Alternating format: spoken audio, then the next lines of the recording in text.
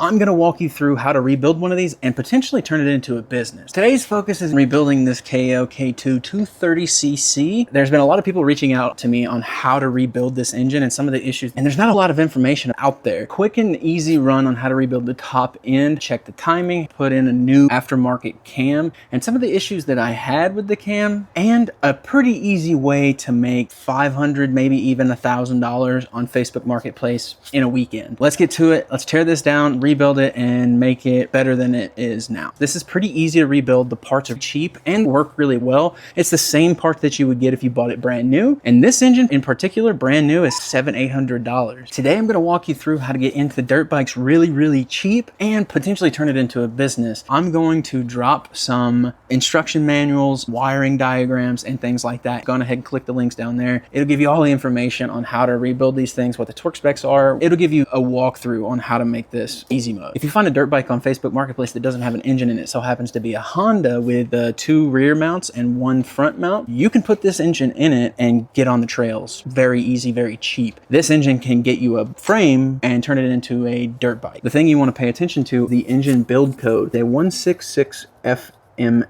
It's off the Kayo-K2. If you can change oil, you can rebuild this engine. The rebuild kit cost me about $40-50 bucks. This was completely obliterated. I put a new combustion chamber on it, roller rocker arms, new cam, piston, wrist pin. These engines are cheap to work on, and they have 18 horsepower from the factory. They have a kickstart and an electric starter, so they're easy to put on anything, and you can update it. If you have a 250cc dirt bike that's just kind of laying around the shop and really collecting dust because it has a blown up engine, get that thing back on the road. Spend $100 on Facebook Marketplace, find one of these blown up engines. They're everywhere. Order a rebuild kit. I'll drop links in the comments below, and you'll be able to find all the parts you need to rebuild this thing from the top to the bottom and put new performance parts on it. Finding the right parts is really hard sometimes. You'll find yourself still coming out less with these engines than trying to buy like a 250cc Honda dual overhead cam engine, which is like $1,000 to $1,500. If you're new to riding and you just want to jump into the dirt bike scene and get started, this is the perfect entry for you, because these guys do not charge cheap prices for their hourly labor rates. They are somewhere in the ballpark of like $100 to $175, even $200 an hour, and they're going to charge you an hour's worth of labor just to do an oil change. So you can see how that'll stack up. A clutch change is going to cost you $400 when you can literally do it yourself for $12. If you have friends or see somebody in a group that has one of these engines nearby you, you can make a business out of it. Some of the stuff is quirky, but they're based on the 2004, I believe, to the 2014 CRF 230F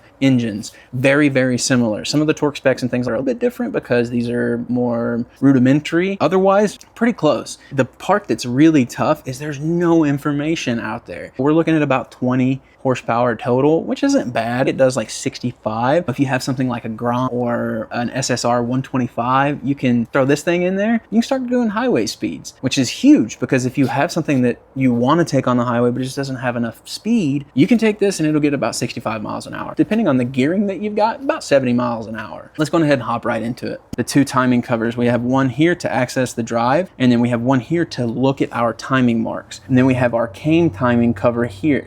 We have our cam timing cover here, which is going to be removed, and then our cam gear is inside of here, and it'll have marks on it as well. I'll say this in almost every one of my videos, but do not start your bolt with a impact. Don't do as I do, do as I say. You're going to want to start these by hand first. If not, you're going to cross thread one, and that is a huge world of hurt you don't want to be in, buddy, unless you know what you're doing.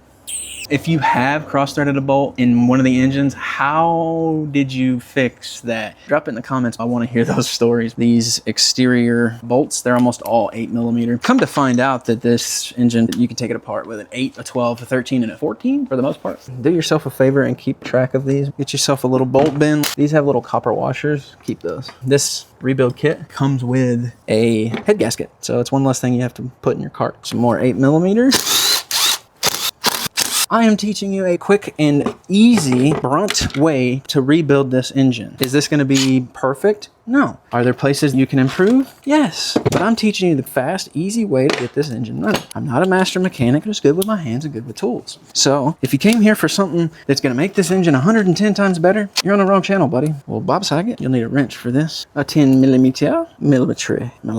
So just a little backstory on this engine. When I rebuilt it, the first time, the piston was seized in the combustion chamber. Drop B-roll of that if I have it, probably don't. I think this is a 62.5 or something like that millimeter piston. They have a big bore kit that is going to work exactly the same way as this one is working right now. So you can either go the big bore, which turns this from a 230 into a 300. I believe it's 65 to 72 millimeter. Look at the specs if you can find them. We should have them in our links below, and that's probably important. When you take this apart, disassemble everything, just pop your piston out, measure it. There was no information on part numbers when I went to go search for the replacement parts for this engine. And I know that a piston has a certain size that it has to be. This one is like 62 millimeters. So just get a micrometer. They're like $8 on Amazon. Just measure that, get a rough number. Like obviously these micrometers aren't gonna be within like the 0.000, but you'll get pretty close. Just take that number, get the size piston from Alibaba or Amazon or Wygo stock. There are different variations of this 230. Whenever we take this apart, the timing chain here and the gasket surface is going to be a little different than the other model. I ordered the wrong one first, sent it back to AliExpress because they have a 30-day return policy. They gave me 100% of my money back. Dropped it off at the post office. I ordered the correct one, and I'll show you what you need to pay attention to whenever you're ordering yours on AliExpress or Amazon or any of them, because it's kind of easy to get confused. You can't just search Kayo-K2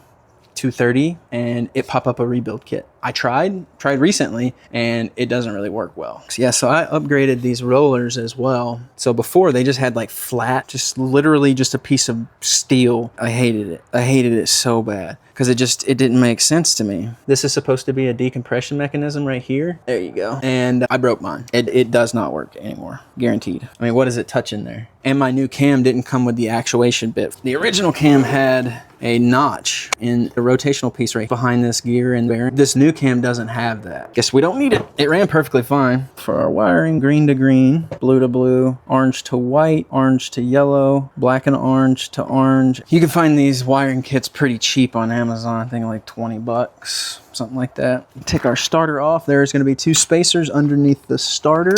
Make sure not to lose those because you need them. Let's take this hose off here. I've got hose, just one. The starter bolts, throw your spacers on and then run it back down. Ain't no sense in being crazy. Can't lose them. Bolts go to the starter. Easy peasy lemon squeezy. And I believe that is all of our wiring harness. Throw that over here with the starter. We don't need all of that in the way. We need to run this down. This is going to be your cam tensioner, your cam chain tensioner. You'll see here, there is 2 bolts. We don't necessarily need to take this all the way out. The way that it works is those 2 bolts are holding this apparatus in, and in the center, there is a push rod. It goes through, pushes on the side of this chain. That's why it's tight. We need to tighten this bolt here in the center. That will bring that push rod in and release the tension on your chain, which will allow you to get your cam out. If you're only doing a top end rebuild, do not let this chain fall into the bottom. You will not like this type of fishing. It sucks. Word to the wise, I've told you once. I won't tell you again. I think I'm actually going to take the whole tensioner mechanism out just because why wouldn't I? 2 Allen keys. I am using a 3/16 CH1 Allen key. Take that out. See, this is what I'm talking about. When you tighten this bolt up, it draws this back, and now we can move our cam. That's good. This little plug is down here. That is a gear indicator. So unless you have a cluster or a display, this is gonna do you no good. You can go ahead and get rid of it. All of your ignition, battery charging, power to your CDI, your coils, and all of that stuff is going to come from this little harness right here. As long as you have these wires to the appropriate place, you should be charging. You should have spark, be all hunky-dory. This was always a pain, and I don't know why. When you're doing the cam timing, make sure you can't do this with your timing chain because it's not on the gear. There's a connection to the crank at the bottom, and you're not connected to it. So if you time it like this, and try to start it, it's just gonna rotate. And valves are probably gonna meet the piston. So make sure you pay attention to that. Now don't lose this chain. So what I'm gonna do is I'm gonna put my cam back in about halfway, just like that, just so it won't fall. I'm gonna grab a piece of wire. Okay, I said a piece of wire, but this is what I've got. Anything, a zip tie, a piece of wire, a screwdriver, a fork tine bent around it. Anything to just keep track of this cam chain. And if it does fall, then you have something to at least grab onto down there. So now we have that. If we lose our cam chain, we just grab that. I guess we have to take this head off, huh? Should be a bolt holding that together. There is. I believe it's the same Allen key, maybe bigger. Is there one on the other side? Nope, that's your spark plug. There it is, all disassembled. This is that head gasket that comes with the kit. Looking pretty good. Looks like we're burning a little rich. You won't need to do anything to the head itself, but retain these dowels. I lost some and had to make one. This one is manufactured, but it works. So if you end up losing the dowel, just get a piece of hollow steel and shave it until it fits. Yep, that's exactly what I did. It's just a guide. Just inspect this and make sure your cam guide or chain guide is not marred. We're not going to be doing anything with this today, so I'm going to put this in my little oil bin over here so it can drain everything off and not into my floor. All right, now to the combustion chamber and second timing chain guide. This is the one that usually gets people tricked up because you're going to be all excited about rebuilding your engine, putting everything back together, and you're not going to realize this actually sits there and has to sit there before you put the engine back together because it has these two pins that sit here. As you can see, that's perfectly cut out for said timing chain guide, and it has to sit there because it clamps down and holds it in place. This one's stationary one. This is the one that moves over here with our tensioner we took apart earlier. Piston's looking pretty good. All right, I'm gonna take this guide, put it with our other one, and take our combustion chamber off. Oh, it looks like we were getting some leakage there, possibly. Could mean our head's warped. Still some pretty good cross hatching here. What is this held down with? Nothing. For this particular one, I'm gonna use I put some high temp silicone on the bottom, as you can see how red it is, just to help get that extra sealant so it wouldn't leak oil. And remember, don't lose this. Pay attention to that. Whenever you're putting this silicone on, don't do what I've done and get silicone literally everywhere. Yeah, I could have done that a little better. This is the combustion chamber. Look down in there, you should see all the way down it. Just look and see if you have any grooving, any pitting. If you can feel something like extra debris, that's not good. Rule of thumb, if you can feel your fingernail on it. So if you're running your finger through it and it does this, no good. But if you're just moving it through there and you can't see any major scarring, or things like that, this is probably good. But if you're watching this, it's probably not. So good idea to just kind of use that rule of thumb. Expert mechanics. When I put this red silicone on, did I have to do that? We don't need this right now. Set this aside. If you're rebuilding yours, that's probably junk. Anyway, the rebuild kit comes with this. Oh, there's a gasket. I'm just gonna clean some of this junk up because that's gonna be good in our oil filter. I'm not a professional. I just get done. If your piston is junk, like mine, it was literally crooked in the combustion chamber, which is not supposed to happen. It's supposed to be like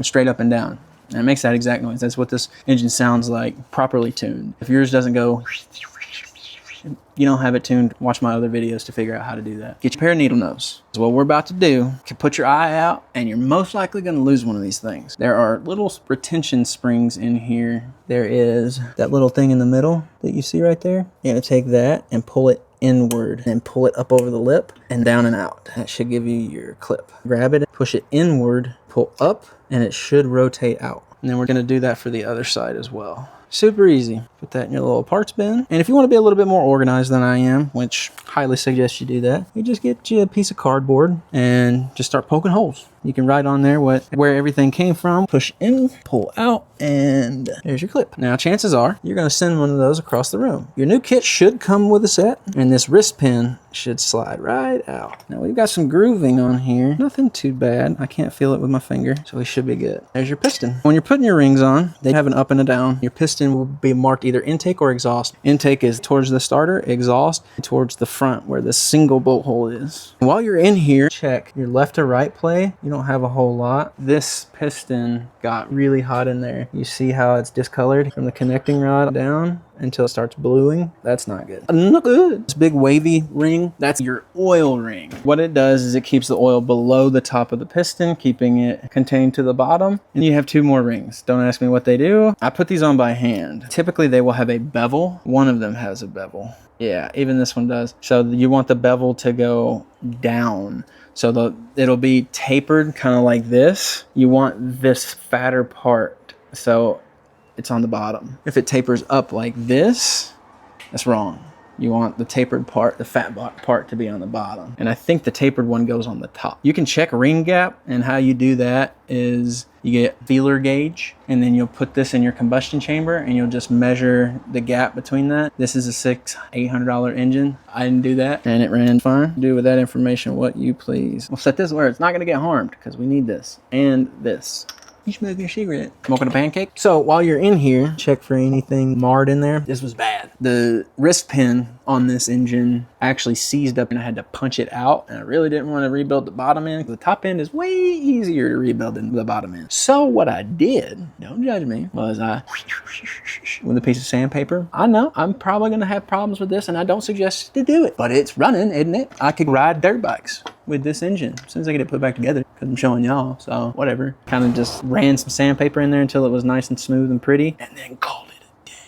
If you want to be extra double careful, then just run your finger in there, make sure there ain't no grooving or pitting in that. And if there is, it's up to your discretion to do with that as you please. You want to check your left to right side, like side to side play. That's not a big issue if you have like a little bit, like it's going like just ever so slightly, probably like 2 sheets of paper, maybe just a sheet of paper of play, which isn't a huge issue, but you're up and down. That's what you really want to check. Because remember, this is gonna like that. If it's got a lot of play up and down, it's gonna rattle in there. We don't have any up and down play, so we're good. I'm calling that good. I reused this gasket down here. I don't think the rebuild kit comes with this gasket. If you put silicone on it, just don't put as much as I did. Put un poquito. And that's really it, y'all. That's really it until we go to time it. That's all there is to it. We've got it fully broken down, and it took us what, 40 minutes? It's so easy a caveman can do it. Next, what we're gonna do is reassembly. Just take a look at this. Your new wrist pin should be nice. This one's got a little wear on it, but we don't care. Check the orientation. This doesn't matter which way it goes in, as long as it goes in. Let's set this down through these pillars here. Oh, almost lost that. Make sure your piston has your intake, or whatever side is marked. Usually if there's just an arrow,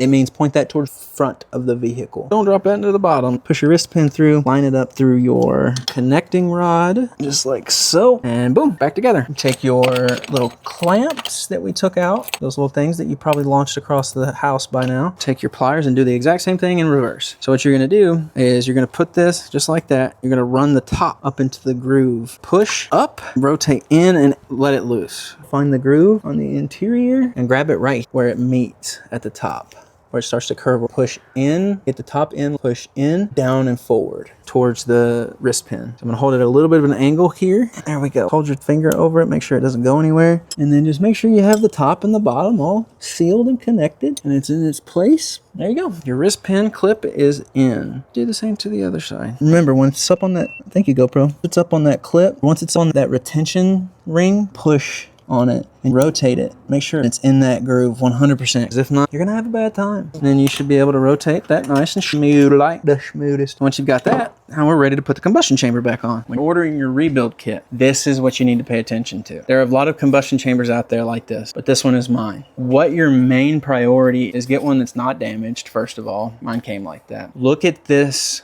timing surface. Learn it, love it, memorize it. So you can either measure it, look at both sides, and just compare it to your pictures of your listing. That way you have all the information you need. Take pictures of it, take measurements of it, do side to side, front to back, left to right. Do the same with your piston. Take your micrometer, go around the top, and it should be a 62.8 or 62.5 piston, the original manufacturer size. I went with that because I'm not looking for crazy power out of this thing. This a replacement for the one that's already in the Kayo-K2 230 I bought. You can find them for like, I think they're like $700, the X Pro engines, but when you can rebuild yours for literally under $100. Like if you bought all the tools that you needed to get it done, plus the rebuild kit without the cam, I'm certain that you could rebuild this thing for under $100. If you have an uncle that has a set of tools, like a decent set, you could do it for under 50. I did it for this rebuild kit with the combustion chamber, the head gasket, the piston, the wrist pin, the clips, and the valve seals to go with it was $40 after taxes. Why would you go spend $600 to $800 on an engine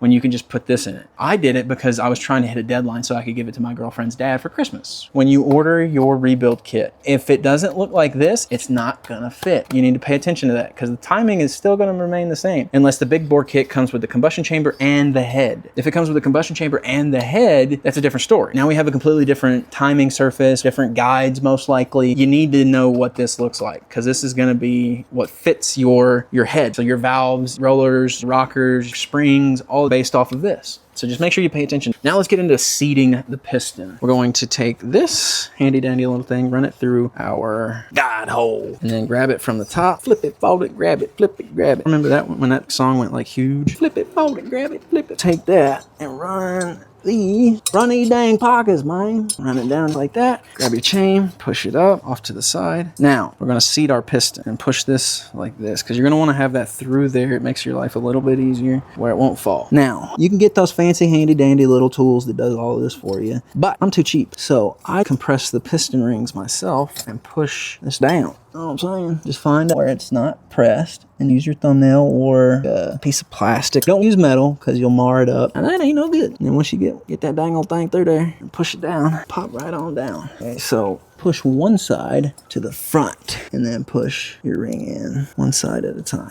Push it at a slight angle, nothing extreme. This last one was a bit of a booger for me. Stop before you put this piston in this combustion chamber. If the engine hasn't been ran for a while, or if you have a brand new combustion chamber, line the inside with a little bit of oil, just enough to make it smooth. You don't like anybody doing anything dry to you. Why would you do something dry to this? I rest my case. Now, take a look down in there. What does it look like? Let's see.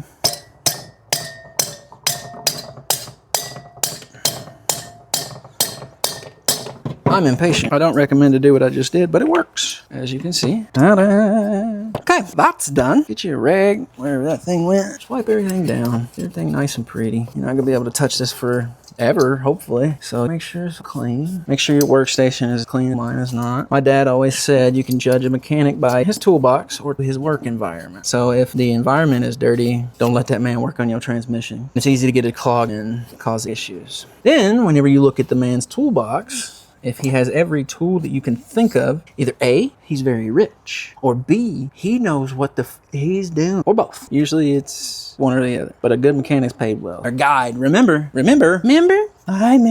So how you're gonna put this in, this little crook, you put that thing in there, it's gonna get jammed up almost certainly. Push it forward like this and let it glide down like that and just leave that there. It's absolutely gorgeous. Now, the lid. CR250, I guess that's the name of this engine. This engine build code is where you're gonna get all your information. Whenever you take this thing apart, now is a good time to clean this. I'm not gonna clean mine, but it is a good time to clean it if you want to. Take this long thing, push it through and grab it. Make sure your chain is on the inside of it. Put your gasket down first, and then there it goes. Beautiful. All right, now comes the hard part. Timing. That should have your guides nice and pretty right there. Why they didn't just run a bolt over here for this one, I will never know, but that's where we are. Keep this on there. You trust me, we haven't gotten past the scary parts yet. Look at your cam, make sure you don't have anything crazy going on. So when I bought the additional cam, it didn't come with the gear. So the gear is going to stay the same. And when you go to time it, these marks right here are going to be level with your head surface, just like this. With the piston at top dead center and these level. So you move the cam chain off of the gear and rotate your cam in the engine. That way you can set it to top dead center and have these level. Before we go any further, our next step is timing the engine. Take your timing cover off if you can. Don't tighten your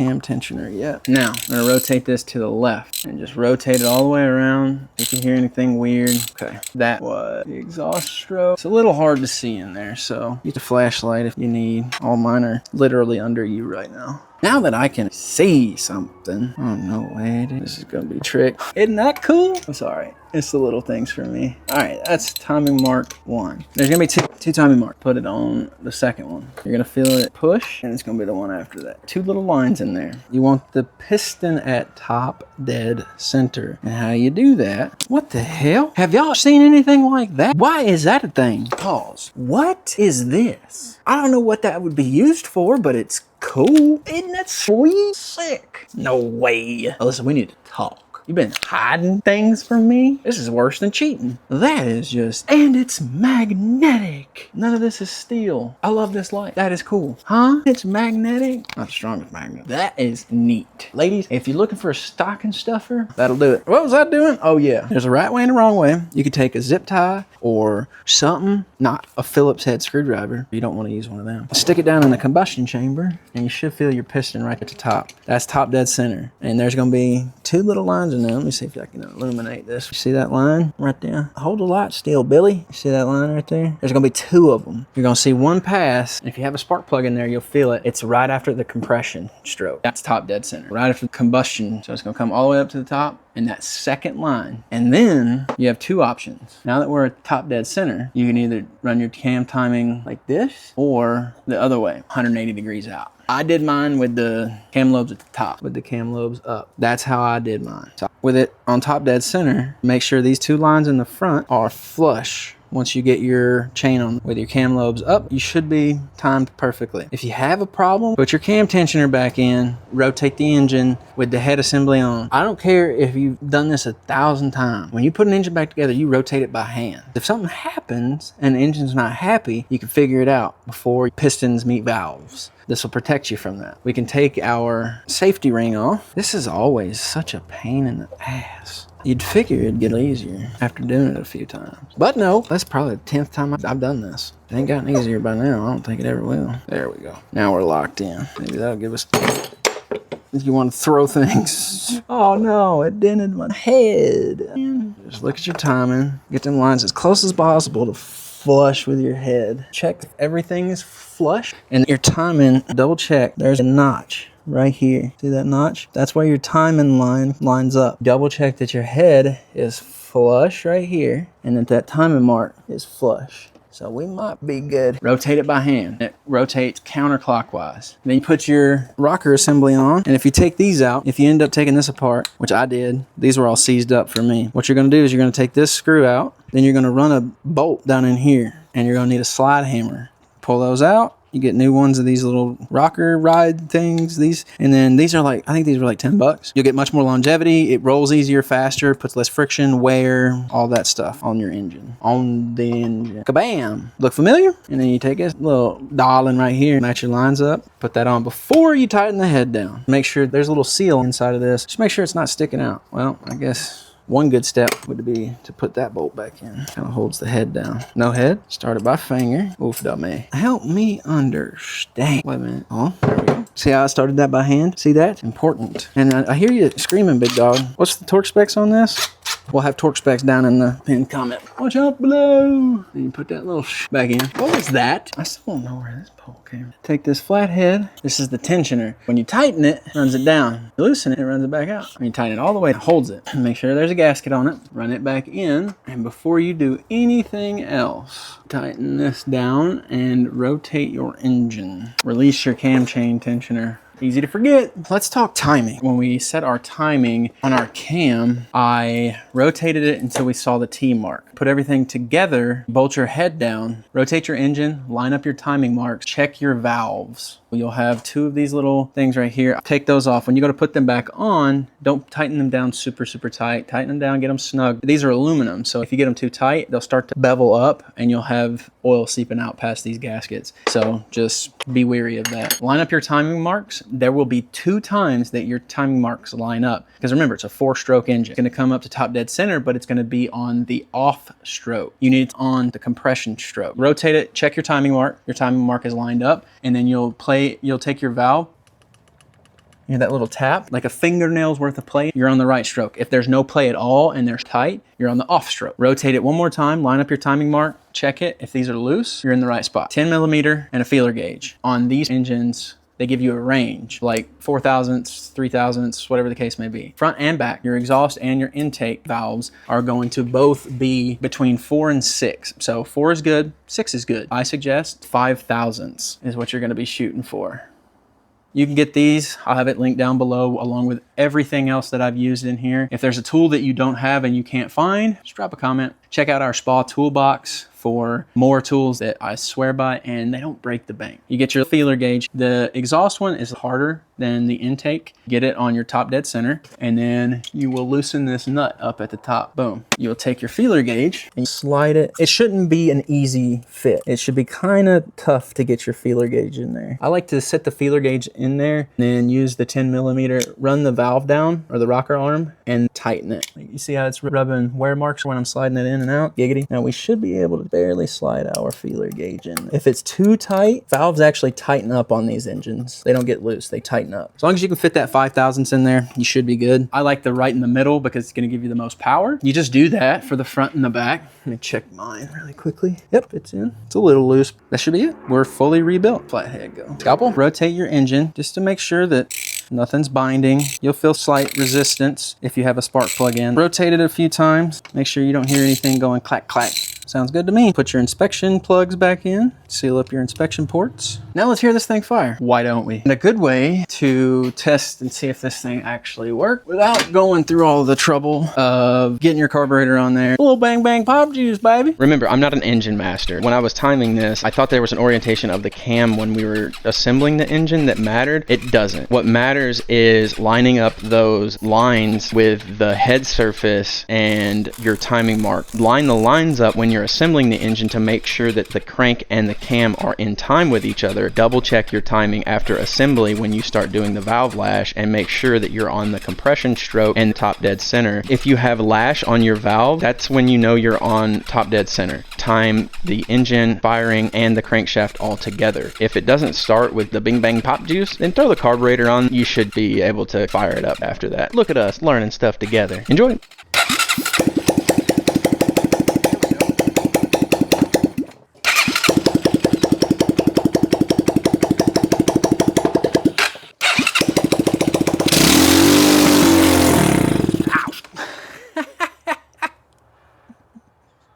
It runs. I got shocked by that motherfucker. Phew! Let's try it again. I want to hear this thing chirp, baby.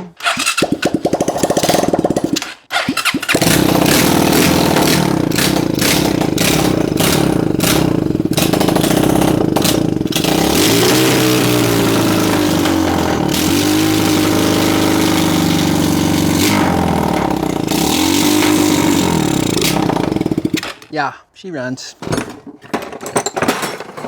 Look, we didn't need that anyway. There you go. I'll say this, make sure you put your cam lobes down when you time your engine. That's what I did. It worked. My last engine, the cam lobes were up. To all of you master mechanics in the comments, please correct me if I'm wrong. As you can see, it runs happy. I did shock myself. If you have any questions, please drop them in the comments. I love doing videos on things people request, especially about these Chinese engines, because I know there's just not a lot of information out there on them. With that said, I think we're done, you guys. Appreciate you. Like and subscribe. It's absolutely free. It helps the channel a whole lot, and it helps me make videos like this so I can help you get back on the trails for cheap, real cheap. Love you. Bye.